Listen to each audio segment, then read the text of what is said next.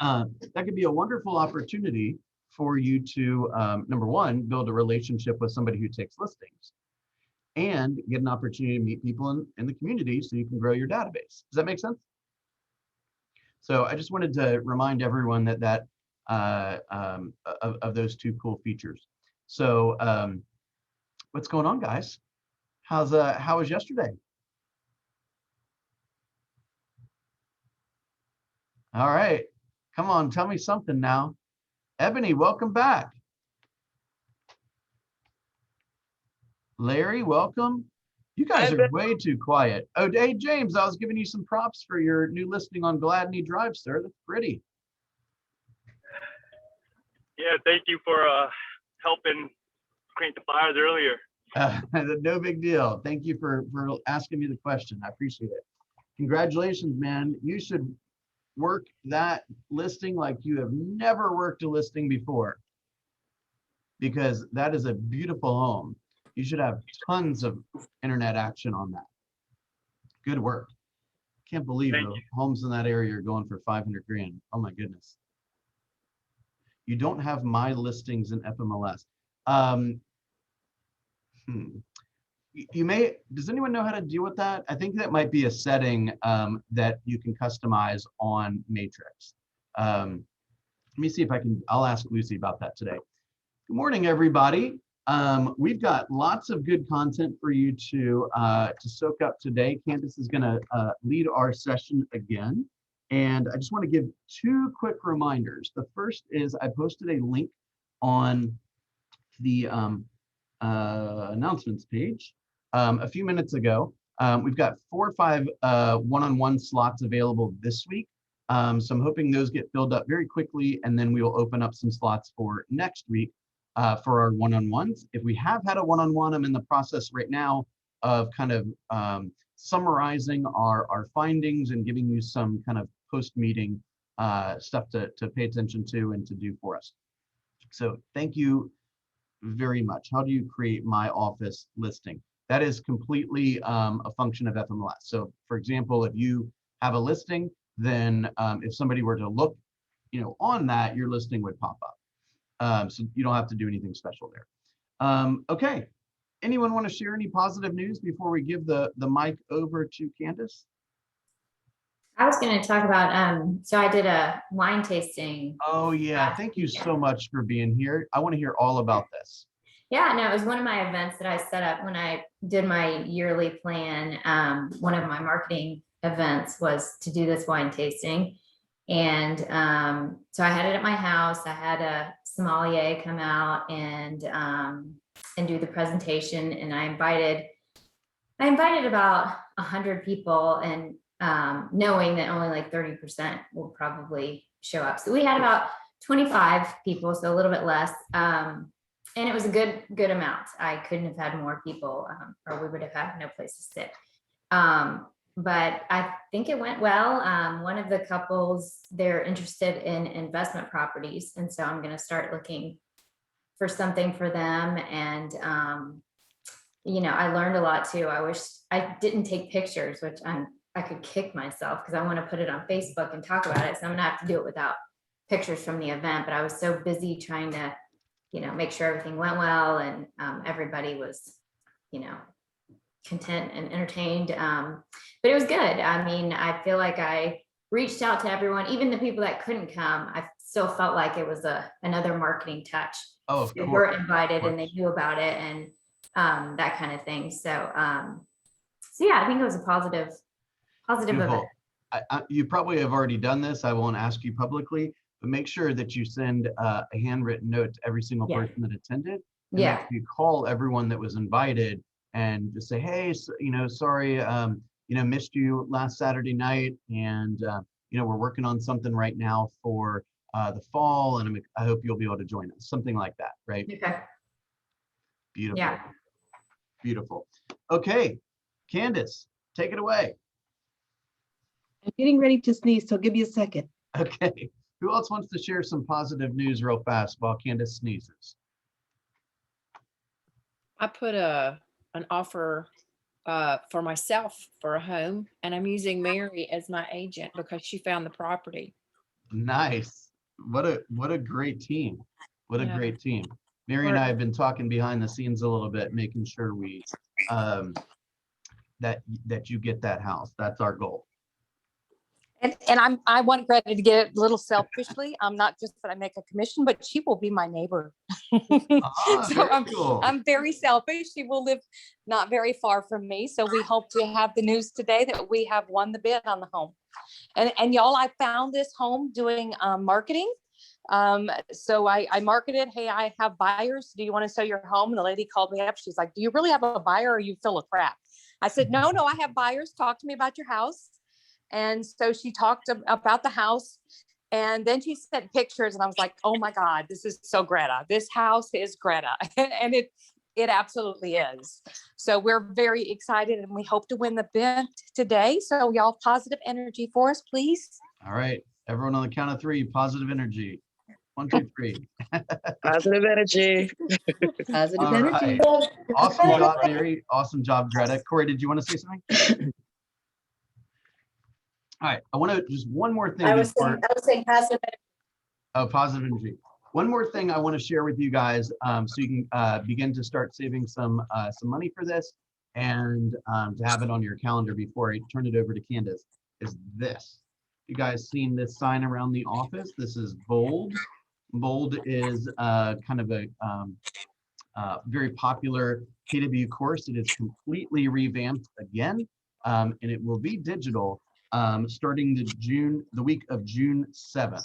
So more information is coming. The price right now is $3.99. In the past, this has been $7.99. It's now $3.99. It's going to be 6 weeks. We are working as an office, as we always do, for Mega Camp and Family Union and Bold and all that stuff, to provide scholarships. We will not be able to provide scholarships like we have in the past for every single person at $400 a pop. We will be giving away a ticket or two from PC, and we're going to be announcing the contest rules very soon. We'll probably be finalizing that today. So make sure that the week of June 7th, I know you can't really put it on the calendar for the week of June 7th, just have it in mind right now, and begin to earmark some money for this. I'll give you the exact stats later, but the average agent that has taken Bold Local, they've been labbing this across the country, increased their listing inventory, or took 11 listings in the 6-week period from what they learned in Bold. So just out of curiosity, is there anybody whose life and business would change dramatically if in 6 weeks they had 11 active listings and probably most of them under contract? Yeah, mine would. Maybe a couple people that could leave their part-time job and go to their full-time job, right? Yeah, for sure. Very funny. What's that? I said, very funny, Bill. You're not the only part-timer on the call. Just the newest one. Maybe the newest one. Okay, fair enough. Maybe the newest one. All right. So I can multiply by 3, funnily enough, since I can't Right. multiply by anything else. But when I think about a $10,000 commission, I can also multiply by 11. So Right. that looks like, what does that look like? About $110,000 of GCI? Yes, ma'am. That would be pretty special, I would say, to most of us. Even All right, half of that Candace. would be awesome. The floor is yours, ma'am. All right, so today I wanted to talk about closing. And I think how many people in here have been to a closing? I have. I have. Okay, so, I have. Okay, good. Okay, good. All right, so a lot of you have been to closings. So one of the things that I've seen that I think we can learn from is how to have a smooth closing, because it's the buildup and the anticipation culminates in the closing. So ways to make it really successful and smooth for your clients.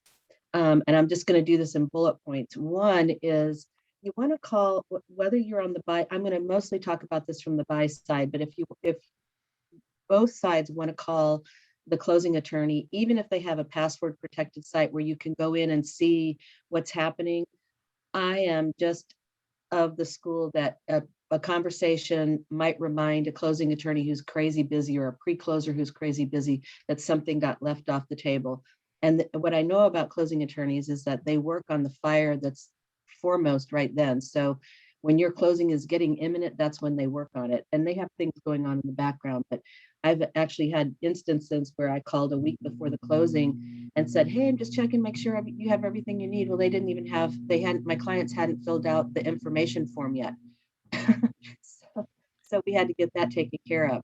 So one is call the closing attorney about a week before, make sure everything is okay, make sure they have everything they need. And that's the way I always frame it. Hey, just checking to make sure you have everything you need. Speak up just a tiny bit more, Candace. Oh, here, I can turn up my speakers. Give me a second.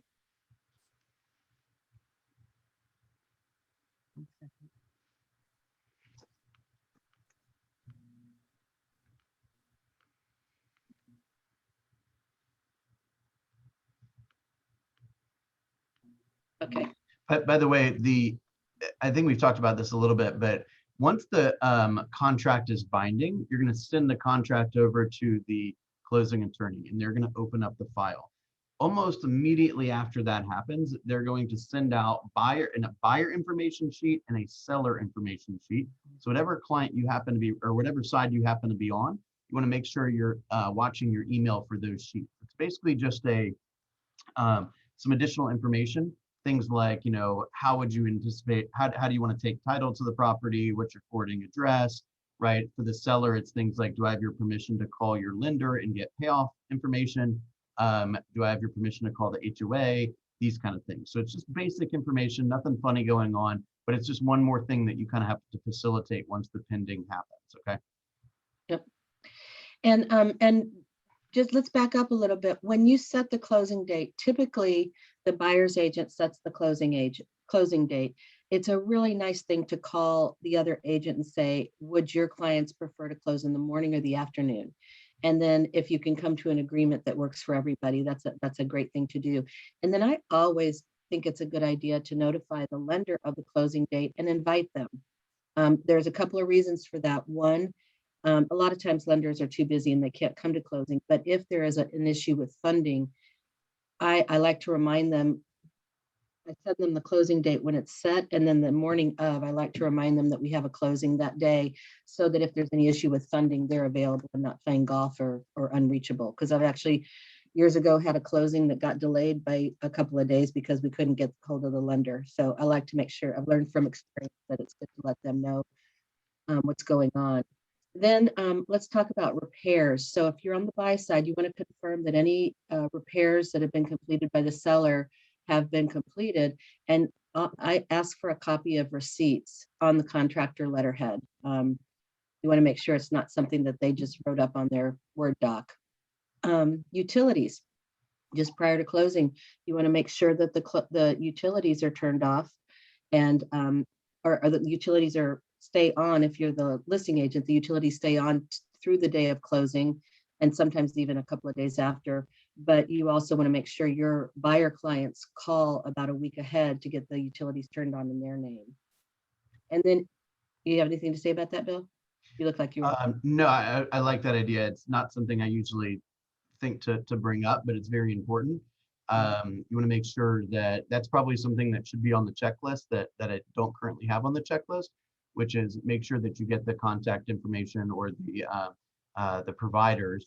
Oftentimes you don't have to choose Comcast or AT&T or anything, but it's nice to have the providers that the owner currently has, so that in the week or so leading up to closing, your buyer can open up all those accounts. I remember my first closing, which was a little condo that I bought a long time ago. I didn't do that, and so my first night I spent in the dark. So I learned that lesson pretty quickly. That's super important. One more thing, I'm sure you'll get to this, but while you've given me the floor for a second, yesterday or Friday I had a closing, and I'm not a big fan of the lender, so I am choosing not to give him survey results. But he didn't do his job fast enough, and so basically what happened is the first time any party saw the closing statement was like the morning of closing. And that caused a couple of little things that, were kind of that needed to be discussed. We kind of had to discuss in front of our clients rather than prior to our clients seeing it. I wasn't a big fan of that. So ideally, I'd like to see the closing documents prior to showing up with my client. Number one, to make sure that everything is cool on my side, but if there's anything that's problematic, I want to discuss that outside of doing it in front of the clients. So I always push for that. So if you need to send a message to the attorney, who's generally the one that does it, say, as soon as you have the closing numbers, could you send them to me for review? Ideally, you'd get that a day or so before closing. Yep. Thank you, Bill.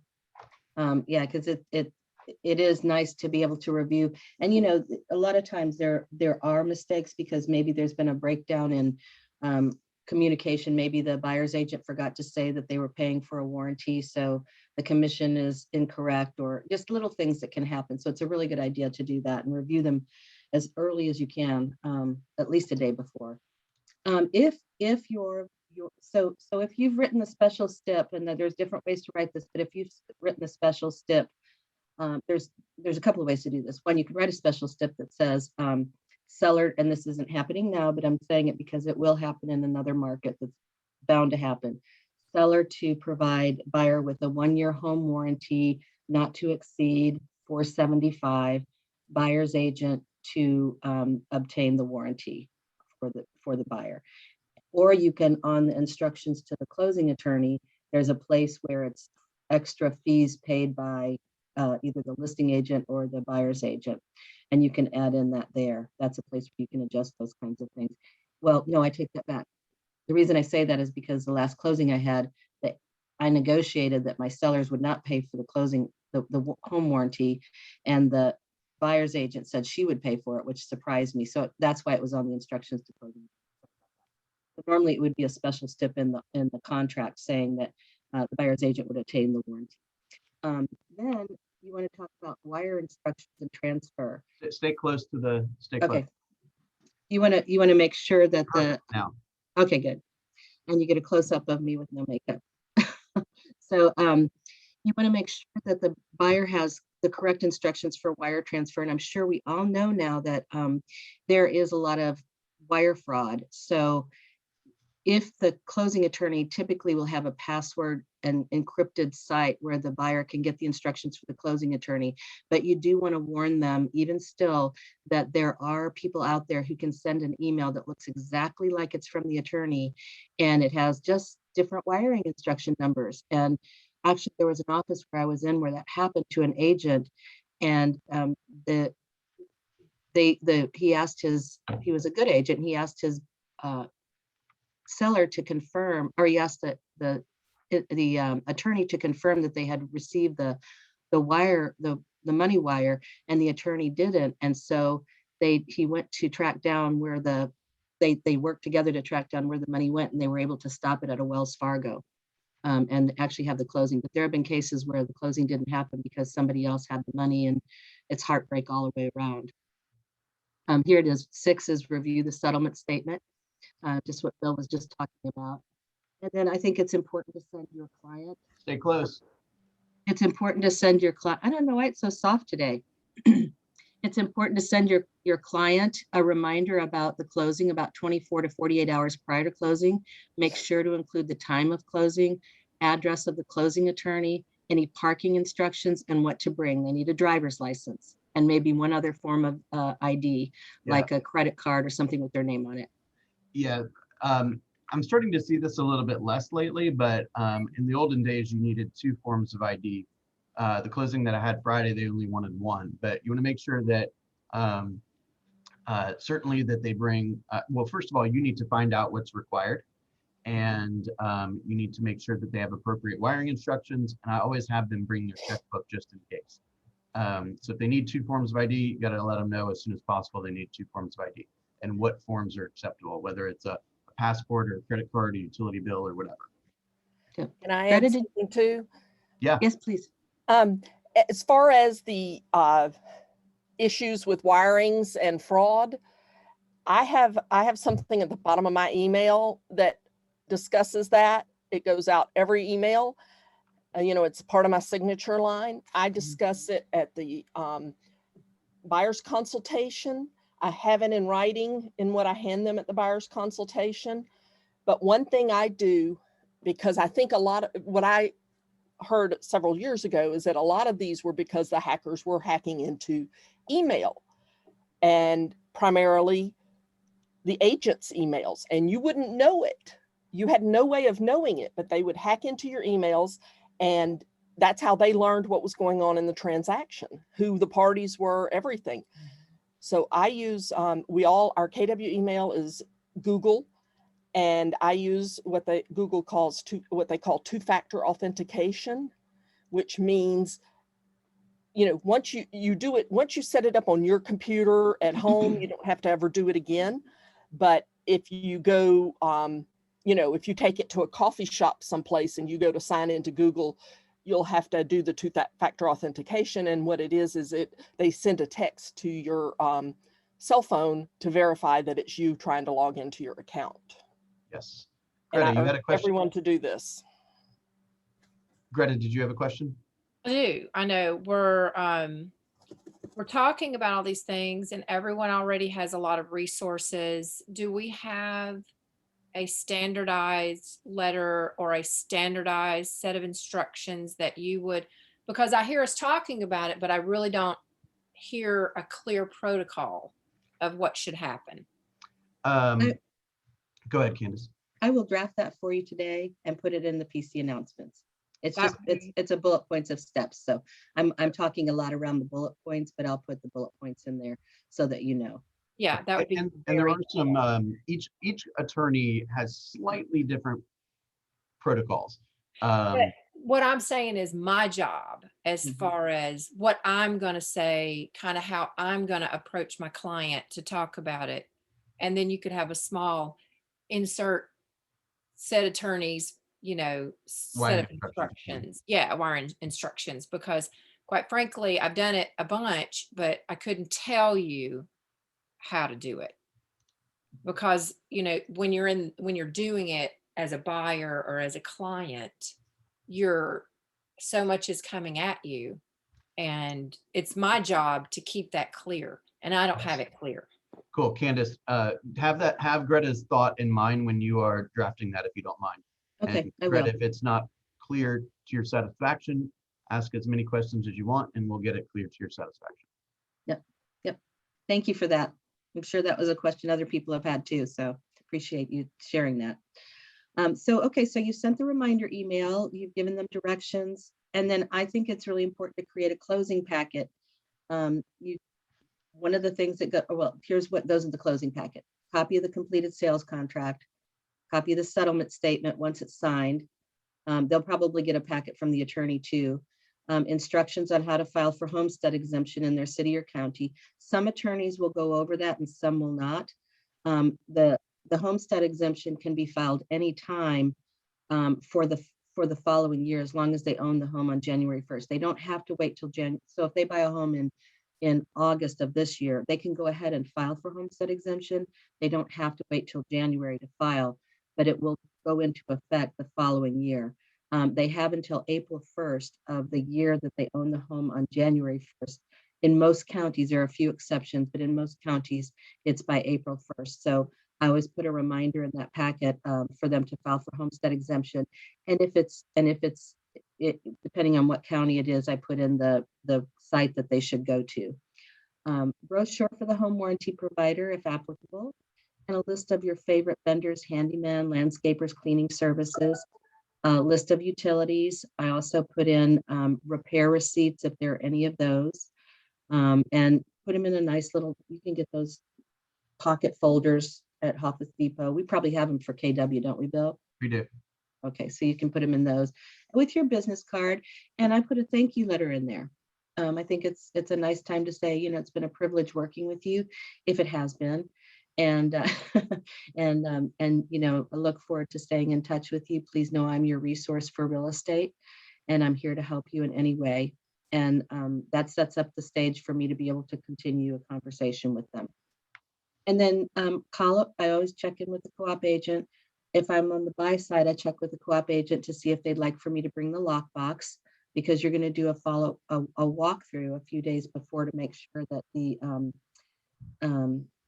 repairs have been made. And I'll tell you, this is about special steps. And this was an instance where I wrote the special stip that there had been a lot of DIY in the home and it wasn't done particularly well. So there was a place in front of the front door where the hardwood just hadn't been extended. It was just bare subfloor.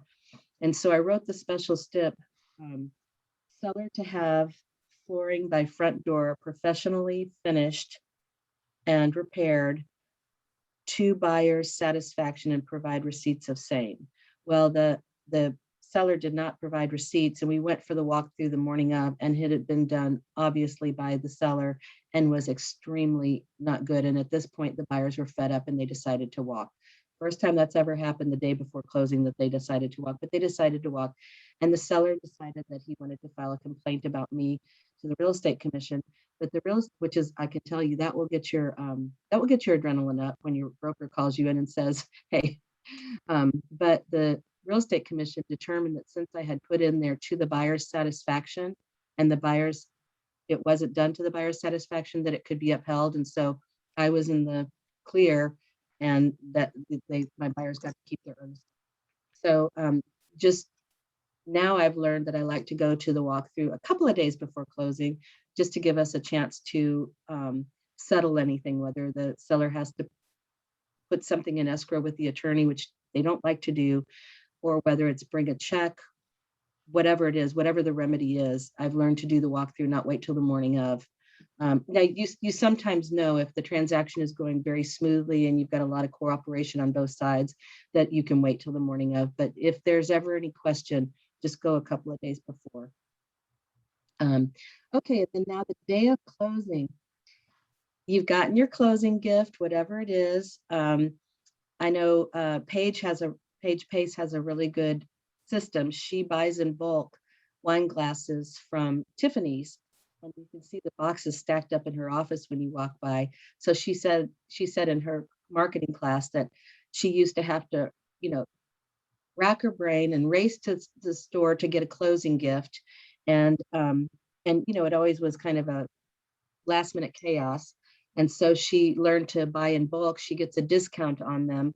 And you can do that with cutting boards. You can do that with, whatever it is. You can go to Etsy shop, whatever it is that you decide to give as a closing gift.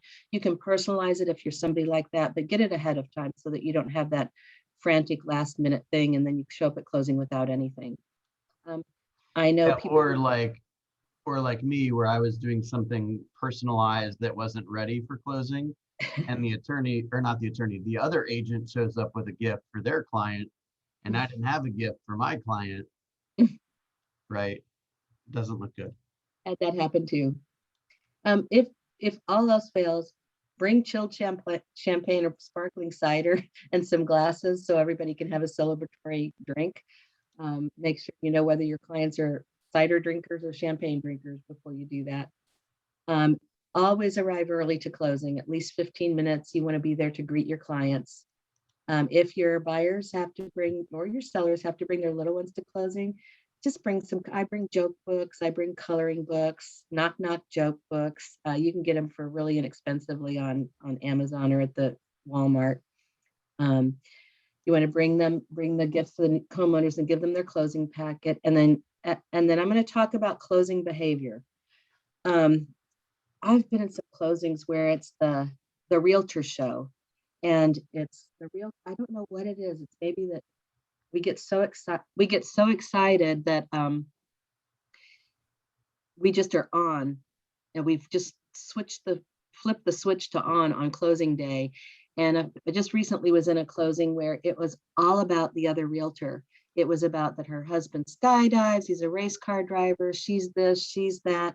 And really it's about the buyer and the seller. So we want to make sure that any conversations that we have at the closing table are about them and directed to them. I've also been in closings where it's the realtor and their lender, because a lot of times I represent the listing side, and the agent came with her lender and they just had the show going on about what good buddies they were and how they knew everybody. And that's what happened at this closing table too. And then the other thing that happened was my clients had been in forbearance. He lost his job during COVID, and the closing attorney I was appalled. The closing attorney said, Okay, now this piece of paper, dear buyer, is saying that if you don't pay for your home, it's going to get foreclosed on. This is for stupid people because we had to make a law about it. And my clients were sitting there very quietly. The other side of the table was hysterical. And it was really, really bad. So closing table behavior is a really important part of their experience. And we can make that experience wonderful, or we can make it all about us. Right. By the way, they already most often think we're overpaid. Don't be flashy. Goodness. Thank you. Yeah. Right. I mean, yeah. I've seen I've seen agents that show up with they have a commission and they show up with a new something and they I don't know. Anyway, just make it about your buyer and seller. That's the key instructions. And you can ask them about their kids. You can ask them, what are your plans now? What are you going to do next? Just have nice conversations with your clients and try not to butt into the other side's conversation to show how much you know. I've had that happen too, where I'm talking about capital gains and, well, you're exempt from capital gains because this was your takeaway and you've lived in the home 2 out of 5 years. And the other agent chiming in and saying, oh yes, for a single person, you have $250,000. So you're good. And if you're married, you have 500,000. So you're good. Well, that was a conversation. That's a conversation between a client and their agent. So just be respectful of that as well. I know all of you are like this, but I've seen so many things and I think it's important to highlight. Okay. I Then, always take a moment to, assuming that the other agent was good, right? I always Yeah. take a moment to compliment the other agent in front of their client. Yep. Right. Say, hey, you got a great agent. Sarah did a fantastic job, working with me, getting this thing done. You guys are getting a great house and, she's awesome. So Yep. great work picking your agent. Yeah, I do that too. I think that's a nice touch. And also to send a thank you note to the agent after the closing if they've done a good job. Then you get to take a picture of your home buyers or your home sellers. And when they're excited, especially your sellers, if they're walking away with money or the buyers are walking away with a brand new home, they beat out all the competition. That's a great time to ask them for a video review or a review of some sort. And I usually will follow that up with an email with all the links to the different places where I'd like for them to leave a review, just to make it easy for them. And yes, I'll share that as well. One other thing I used to like to throw in there is, especially when you're, well, really only relevant when you're working with a buyer, is the closing itself is a matter of public record, right?